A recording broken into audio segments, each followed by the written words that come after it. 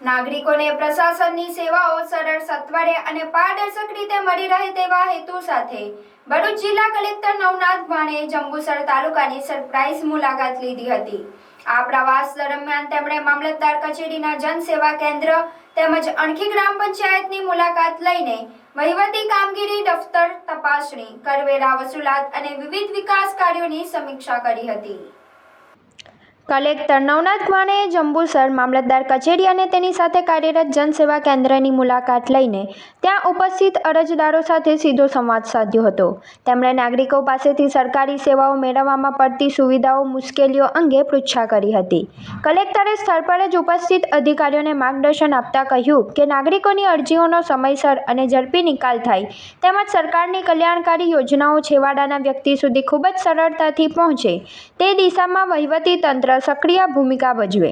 તાલુકા મથકની મુલાકાત બાદ જિલ્લા કલેક્ટરે જંબુસર તાલુકાના અણખી ગ્રામ પંચાયતની રૂબરૂ મુલાકાત લીધી હતી, જ્યાં તેમણે પંચાયતના વહીવટી રેકોર્ડ અને દફતરોની ઝીણવટભરી તપાસણી કરી કાયદાકીય જોગવાઈઓ મુજબ રેકોર્ડ નિભાવવા રચનાત્મક સૂચનો કર્યા હતા। ગ્રામ્ય સ્તરે નાણાકીય સ્વનિર્ભરતા વધે તે માટે પંચાયતની કરવેરા વસૂલાતની ઝુંબેશને વધુ વેગવંતી અને અસરકારક બનાવવા તેમણે વિશેષ ભાર મૂક્યો હતો। ગામમાં સ્વચ્છતા જળવાઈ રહે અને વિકાસ કામો ગુણવત્તાયુક્ત થાય તે બાબતે પણ તેમણે માર્ગદર્શન પૂરું પાડ્યું હતું।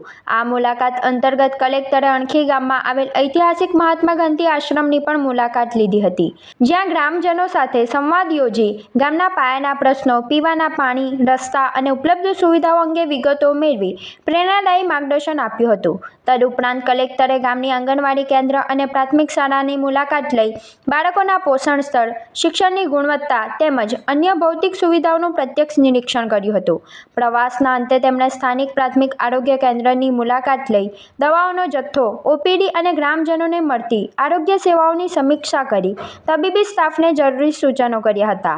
આ મુલાકાત દરમિયાન નાયબ કલેક્ટર, જંબુસર તાલુકા વિકાસ અધિકારી, અણખી ગામના સરપંચ, ગ્રામ પંચાયતના સભ્યો, વિવિધ વિભાગના સંબંધિત અધિકારીઓ તેમજ મોટી સંખ્યામાં ગ્રામજનો ઉપસ્થિત રહ્યા હતા।